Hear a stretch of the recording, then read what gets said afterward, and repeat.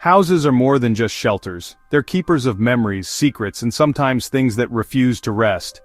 Tonight we're taking you on a road trip to 10 of America's most haunted homes, where history lingers in every shadow. Are these just stories, or is there something truly chilling behind these famous walls? Let's find out. Our first stop is the Whaley House in San Diego, California, a beautiful home built atop the city's old gallows. In 1852, Yankee Jim Robinson was hanged here, his death slow and agonizing. Soon after, Thomas Whaley built his family home on the same ground. The Whaleys reported heavy, phantom footsteps, believed to be Yankee Jim, doomed to wander. Tragedy followed. The Whaleys lost a young son to scarlet fever, and their daughter Violet took her own life in the house. Visitors see apparitions of Thomas and Anna Whaley, smell lavender perfume, and spot a young girl's ghost in the garden. The Whaley House is now a museum, famous for disembodied voices, moving objects, and a chilling sense of being watched. The old courtroom upstairs is especially oppressive, as if the past refuses to let go. Here, the line between history and haunting is razor thin. The house stands as a crossroads for restless souls, its foundation soaked in sorrow. Would you dare walk its halls at night? Some say the dead never left. At the Whaley House, you might believe it.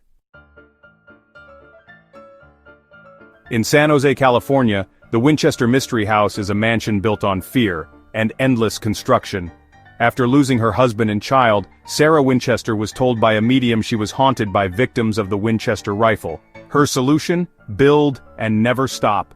For 38 years, hammers rang day and night. The result? 160 rooms, staircases to nowhere, doors to drops, and windows in the floor. A maze to confuse vengeful spirits. Sarah held nightly seances for guidance, and the number 13 appears everywhere. Today, visitors hear whispers, footsteps, and see a mustachioed ghost, perhaps a carpenter still on the job. Was Sarah haunted or just haunted by grief? The house remains a monument to obsession, superstition, and the fear of what we can't see. Step inside, and you'll feel the weight of every unfinished story. Some say the spirits are still searching for her. In Fall River, Massachusetts, the Lizzie Borden house is infamous for a brutal, unsolved double murder.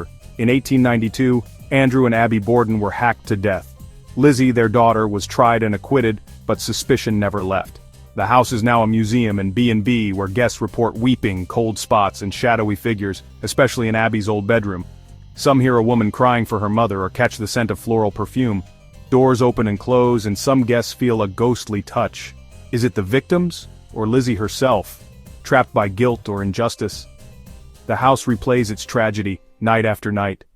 Would you spend the night where the past refuses to die? The Myrtles Plantation in Louisiana is a southern beauty with a dark, haunted heart.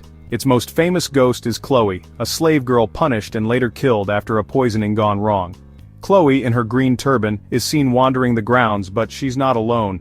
Dozens of spirits are said to linger. A famous photo shows a ghostly girl between buildings, and a grand hallway mirror is rumored to trap the spirits of Sarah Woodruff and her children. Visitors see handprints on the glass, shadowy figures, and hear phantom piano music. Guests report children jumping on beds, footsteps on the stairs, and a man shot on the 17th step. The plantation's beauty hides a legacy of suffering and restless souls. Here the past is always present. Would you dare look in the mirror? Some say it looks right back. The Myrtles is where legends and ghosts never die. Amityville, New York, home to the world's most notorious haunted house. In 1974, Ronald DeFeo Jr. murdered his family, claiming voices made him do it. A year later, the Lutz family moved in and fled after 28 days of terror, swarms of flies, oozing walls, levitation, and a demonic pig with glowing eyes. Their story became a best-selling book and blockbuster film, but skeptics soon poked holes in their claims. Even DeFeo's lawyer admitted the haunting was likely a hoax. Yet, the legend endures. No later owners have reported anything strange. Was it a gateway to hell, or just a story spun for fame? Amityville blurs the line between real horror and urban legend. Sometimes the scariest thing is not knowing what to believe. Would you risk a night at 112 Ocean Avenue? In Atchison, Kansas, the Sally House looks ordinary, but its haunting is anything but. Legend says a little girl named Sally died here during a botched surgery in the early 1900s. Decades later, the Pickman family moved in and were tormented by playful pranks that turned violent, especially against Tony Pickman.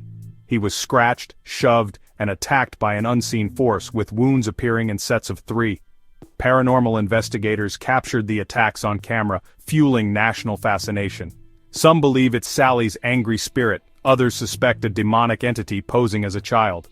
The house remains one of America's most violent hauntings. Would you trust a ghostly child's laughter in the dark? At the Sally house, innocence and evil are hard to tell apart. The line between victim and villain is razor thin.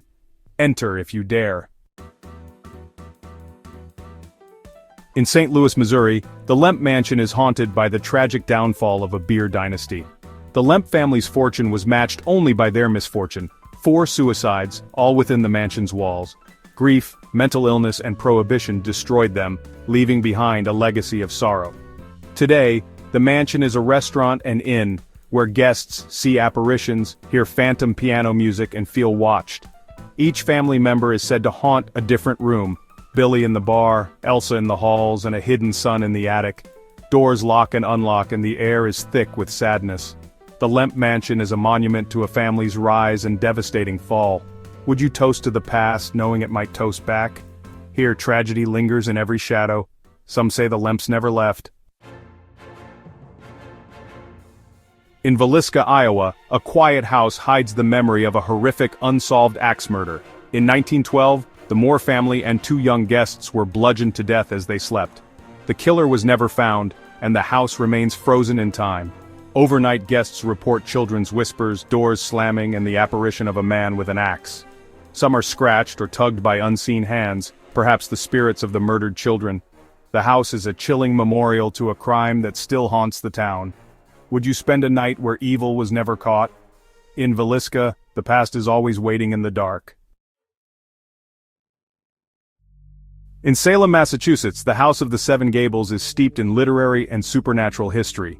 Nathaniel Hawthorne's visits inspired his Gothic novel, but his family's legacy, tied to the witch trials, casts a long shadow.